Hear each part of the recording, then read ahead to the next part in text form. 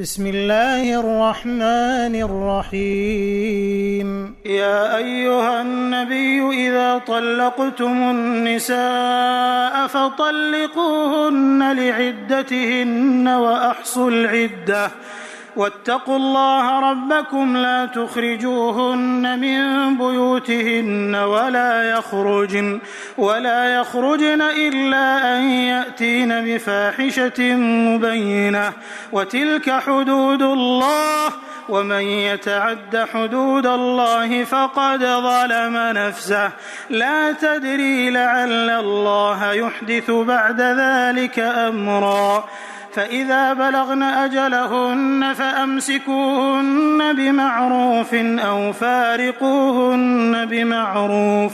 وأشهدوا ذوي عدل منكم وأقيموا الشهادة لله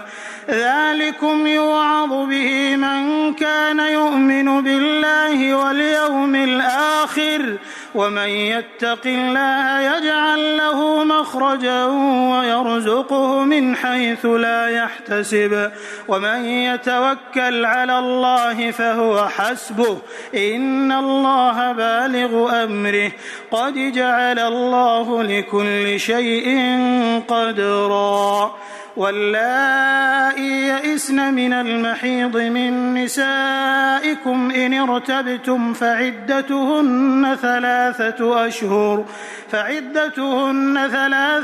أشهر واللائي لم يحضن وأولاة الأحمال أجلهن أن يضعن حملهن ومن يتق الله يجعل له من أمره يسرا ذلك أمر الله أنزله إليكم ومن يتق الله يكفر عنه سيئاته ويعظم له أجرا أسكنوهن من حيث سكنتم من وجدكم ولا تضاروهن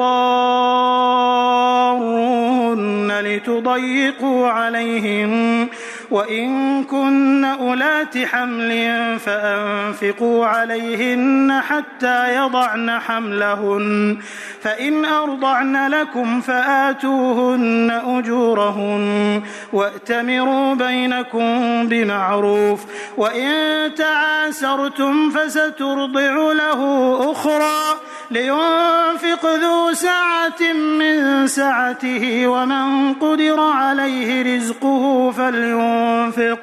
فلينفق مما آتاه الله لا يكلف الله نفسا إلا ما آتاها سيجعل الله بعد عسر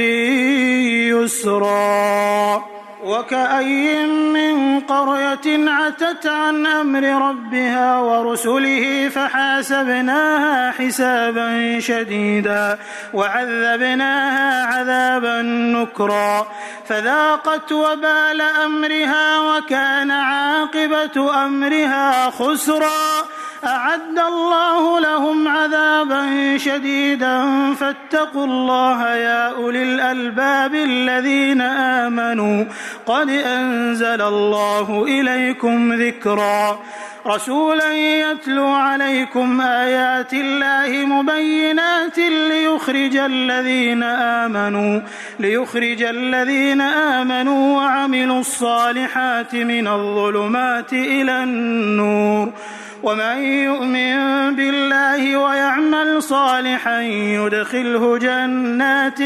تجري من تحتها الأنهار خالدين فيها أبدا قد أحسن الله له رزقا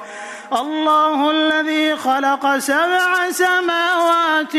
ومن الأرض مثلهن يتنزل الأمر بينهن